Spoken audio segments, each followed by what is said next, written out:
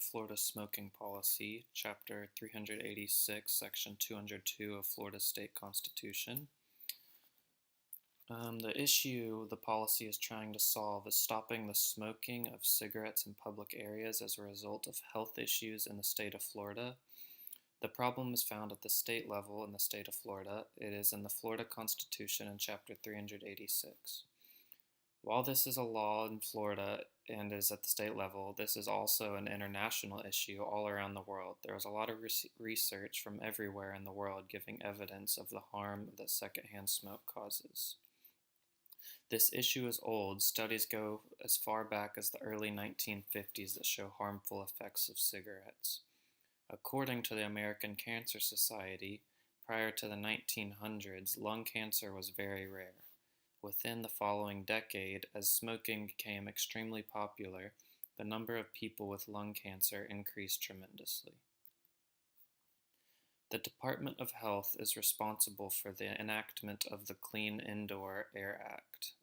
The purpose of this was to protect the health of the people in Florida. The Clean Indoor Air Act was implemented in 1985 and led to the state law. This event helped push the item on the agenda. Florida Smoking Ordinance originated as a result of the hazardous effects of the secondhand smoking.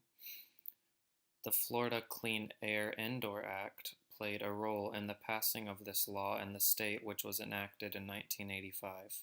The policy is a creative formulation. Smoking has been an issue for a while, and there was an act that tried to put a stop to this issue, but the government took further action and passed a new law to resolve the issue better. The law is still in force today and has not been changed since it was put into play. In 2003, the state of Florida added Chapter 386, Section 202 to their state constitution, stating, "The purpose of this part is to protect the people from the health hazards of secondhand tobacco smoke and to implement the Florida Health Initiative in the state constitution." At the end of 2002, 71% of Florida citizens voted for this constitutional amendment prohibiting smoking in enclosed workspaces in the state.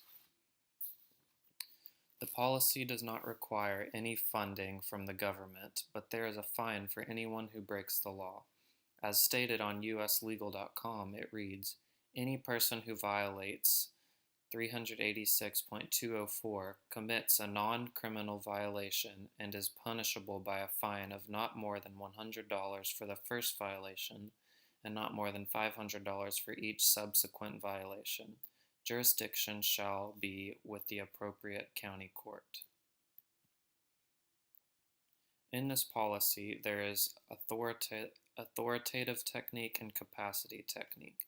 The law of Florida prohibits smoking in public areas for authoritative. In capacity, there is a lot of research on the effects and dangers of smoking that is intended to prevent people from doing it. Here I have listed some facts that the website has stated. There are some positive gains from this policy. Studies have shown that the policy on smoking in public places have helped to improve the health of workers and people in the general population. An interesting evaluation I found had some good evidence. It was a study over the secondhand smoke exposure and cardiovascular effects. And it had the history of U.S. smoking policies. And it said the first general report of health effects of smoking was reported in 1964. They also researched the global tobacco policies, and many countries around the world besides the United States have implemented smoking policies like Canada, Italy, and Scotland. And it also stated the issues surrounding smoking bans.